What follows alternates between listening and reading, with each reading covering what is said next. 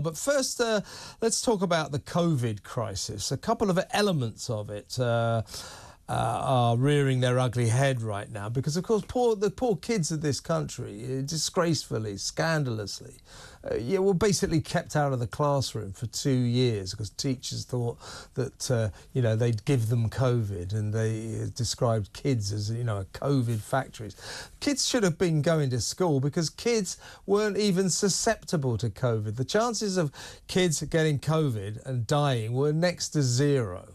And most of them, if they got it, it's like a bit of sniffles. So they weren't even in danger from the virus, and yet they were banned from school by teachers who like nothing more than not going to schools to teach kids, either because of the COVID crisis or latterly because of strikes.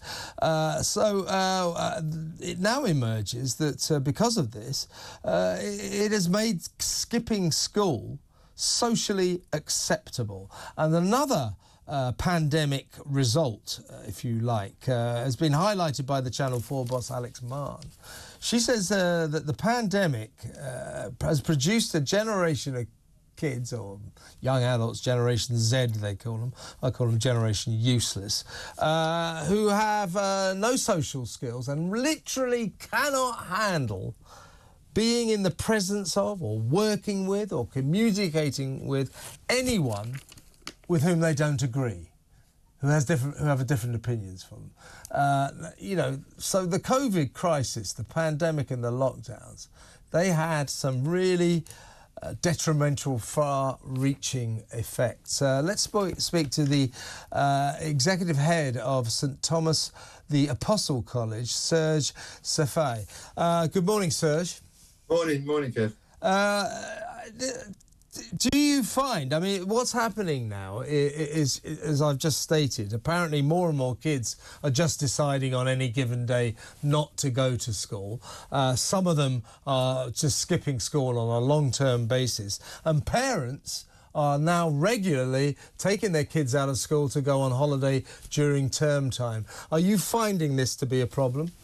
Well, it continues to be a problem. It was a problem before, but if you remember rightly, at some point, we were asked as head teachers to make sure that these parents were fined for not sending their kids to school. And then, of course, the government, so I would disagree with you, good teachers did not want schools closed. Rubbish teachers were quite happy to do it, along with the unions pushing for it at every stage.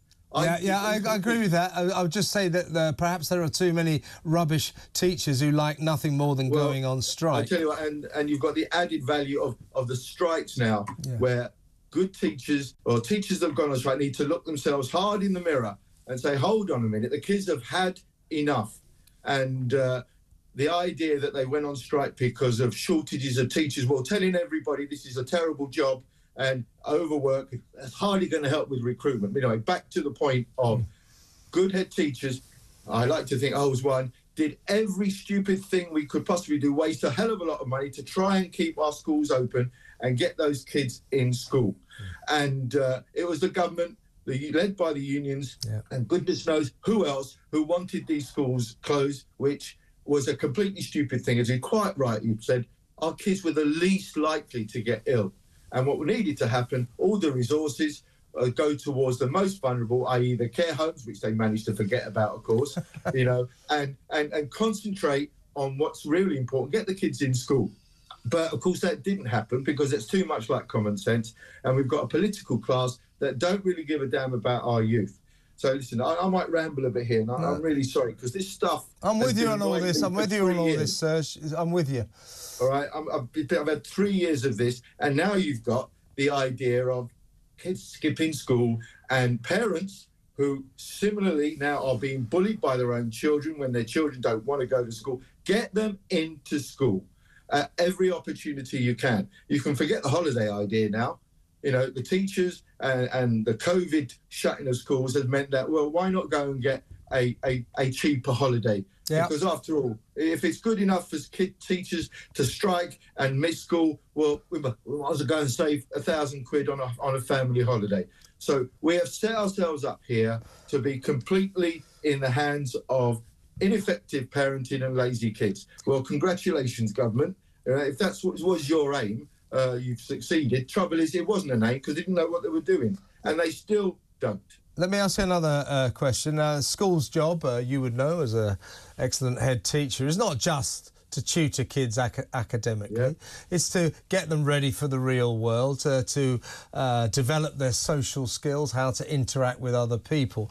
The leader of the chief executive of Channel 4, Alex Mann, addressing the Royal Television Society, obviously television industry does employ quite a few young people. She said Generation Z, that what the pandemic has caused is this generation of young people who cannot work alongside, socialise with, be with anyone who doesn't share the same opinions as them. Yeah, now, that is really, really worrying, isn't it? Yeah, well, I think she's spot on. I mean, we've always, in the old days, we used to call it people being PC, didn't we? You know, but now I feel like we've got a national cancel culture where if anybody hears anything they don't like, they try and make it personal. I bet you get an awful lot of that. Oh, sure. Yeah, don't worry about that. Right. I bet you get a way of life for me, yeah. Yeah, but I mean, you can handle yourself. You're right about that. So it's a good point, Serge. Sorry to interrupt. Yeah. What I think has happened, and I'm sure not at your schools, but schools have ceased to teach, it seems to me, the power of argument, debate, civilised debate. And kids these days, or younger people, if you don't agree with them, as you quite rightly say, they just insult you, or they just don't want to be around you. And that is really pernicious for society, I think. Well, I've got no truck with the kids, I'll be honest. Kids are great, providing we bring them up properly. And I know there's lots of areas where we as adults, you know, we've long, I think, abdicated our responsibility to bring them up properly, for God's sake. I've got a bigger issue with adults. I've been in the position where I've had to go into schools and basically get rid of a few people because they are rubbish at their jobs, and I don't want anyone near my kids that I'm responsible for. And very quickly, and the fact that I'm about 6 foot tall, you know, I'm a macho man, you know, here we go, a very sexist, a bully, etc., trying to, as much as they can, try to avoid the fact that they're just rubbish teachers, and I don't want them in the profession. So that's been taken over. I feel that, you know, we're all being bullied by people who are watching for every single word we say, in case we can get off the point of talking about common sense things. Your previous call I was watching about this Venables lad. Why is that even a conversation, for goodness sake? Why is that even? But of course, we have to be very careful in case we upset somebody, some human rights. And let's not go down about the wellness, what's the latest thing they keep getting, you know, mindfulness. Mindfulness. What even is that? All these things that you can't measure. So teachers who want to take the day off every Monday now and again, every Friday now and again, you know, why are you off? I'll tell you what, Serge, I'm going to have to cut you off there for time alone, but what we need is every teacher should be just like you. It was great to talk to you. Thank you very much for your time. Serge Cefai, the excellent head of St Thomas the Apostle College.